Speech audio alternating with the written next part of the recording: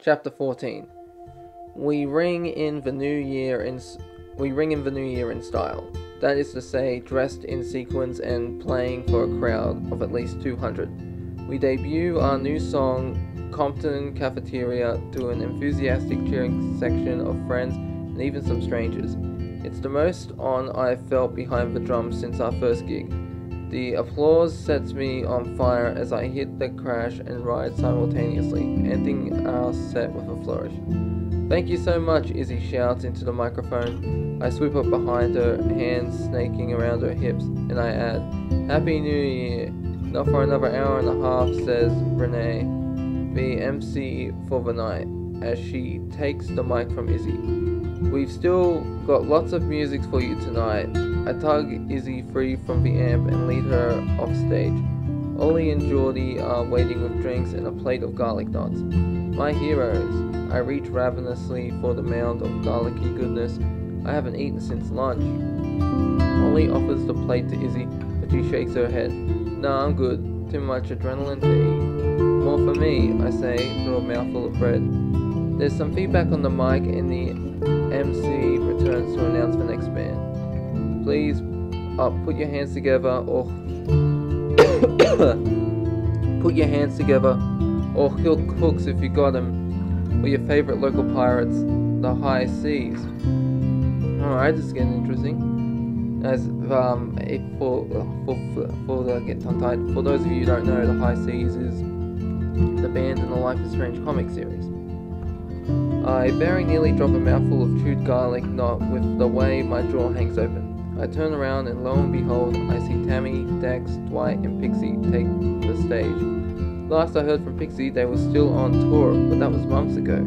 I guess I've been pretty wrapped up in my own world lately, but I still feel bad that I didn't know they were back in town, because I just want to make this clear, in case there's confusion. This book, it is a prequel to Life is Strange Steph's story, but the novel and the comics are not in the same universe. It's an alternate universe, and I've actually had to do some research because it gets confusing with the new Steph and Alex novel coming out. But yeah, the novels are in their own universe, and the books and the comic books are their own universe. I don't know, but I don't know why they're in this one though. I guess because like multiverse thing, you know. We saw different versions of them in the comics. But anyways, where was I? "Ahoy there," Tammy says, waving at the crowd. She's wearing an eye patch and a big ruffled collar, with her natural black curls piled atop her head. "We're so thrilled to be back in our hometown, Seattle." She emphasizes the first syllable for fantastic effect. "Now, are you ready to rock this boat?" And rock it they absolutely do. Watching the High Seas do their thing is otherworldly. Tammy is a captivating singer. She makes the whole stage her instrument, dancing back and forth like she's a sound wave all on her own. Dwight produces some of the slickest guitar riffs I've ever heard, fingers flying across the bridge of his burnt orange electric guitar. He's wearing a tricorn pirate hat over his platinum blonde dyed hair, and his sunglasses reflect the light from the disco ball above the stage, casting little rainbow lights across his dark skin. Just beneath him, Dex is tearing it up on the keyboard. He's changed his hair since the last time I saw him. Vibrant purple on the left and dark red on the right. A stuffed parrot sits on his shoulder, bouncing up and down as his fingers travel across the keys. And then there's Pixie. She may be in the very back, but she's putting on a show just the same. A striped bandana tied over her hijab. She drums with such ferocity and spirit that I momentarily forgot I'm in a room full of people and it isn't just me and the beat. Ollie reaches over to rescue the plate of garlic knots from my limp arms, and Geordie snaps a picture of my stunned face. "Did you know they were going to be here?" I ask when I regain control over my mouth. "Yeah, didn't you check the flyer?" Izzy picks one out from a nearby table and hands it to me. And there it is, their name next to ours. I can't believe we opened for the High Seas and no one told me. But did no one tell you? Or is your reading comprehension just shit? Ollie tweaks my nose affectionately. "I'm getting drinks. Who wants what?" As Ollie trots off with Geordie in tow to get our first round, Izzy says, "I didn't know you were a fan of shanties. I mean, I love a good shanty, but that's not all. I know these guys." I point unnecessarily at the stage. "Pixie, the drummer, she's basically my teacher. I can't wait for you to meet her." "Oh, that's cool." But Izzy's expression has glanced over and she grabs the thumb at the green room. "I'm gonna go take a minute, need to decompress." "Okay, I want to ask her to stay. I want to ask her why she doesn't instead." I just say, "Don't go too far though, I want my midnight kiss." "Sure." She pecks me on the cheek and then she's gone. Izzy pulls her disappearing act again. Geordie asks when they return. I swear that girl should have her own magic show. I shrug it off, deciding that maybe if I don't talk about it, it won't bother me. I'm used to this habit of hers by now, at every gig we've had. She doesn't stick around to listen to the other acts or celebrate a gig well played. She goes back to the van instead, leaving me to find the fun for myself. I know it's probably just a difference in post-gig rituals, but it's still jarring. I lose myself in the sound of my favorite private rockers. I sing along to their punkified version of Drunken Sailor with half my usual gusto, and even their new song about some rich guy having a midlife crisis to become a pirate in the 18th century can't raise my spirits. It's 1:45 by the time the high seas spill off the stage to uproaring applause. I join in, trying to hype myself up to greet them, but before I can so much as set down my drink, Pixie's making a beeline for me. "Steph," she calls out over the crowd, waving wildly in my direction. "It's good to see you." "Ditto, you were great tonight." I open my arms to receive hugs from everyone, which they provide all at once. "Who cares about us? You were fantastic." Tammy squeezes me even harder. "When Pix said you'd started playing again, I just knew you'd be great." "That's really nice of you," I say, "but do you think, could I have a little air?" "What, not into death by group hug?" Dwight asks and ruffles my hair. I smooth it back down and grin. "That would be a sweet band name." Okay, speaking of sweet band names, drugstore makeup has a cool ring to it. Dex nudges me with his elbow. Thank you. I give a little bow. Dwight looks around, craning his neck to see over the crowd. "Where's your vocalist? What's her name?" "Izzy. Oh, she's...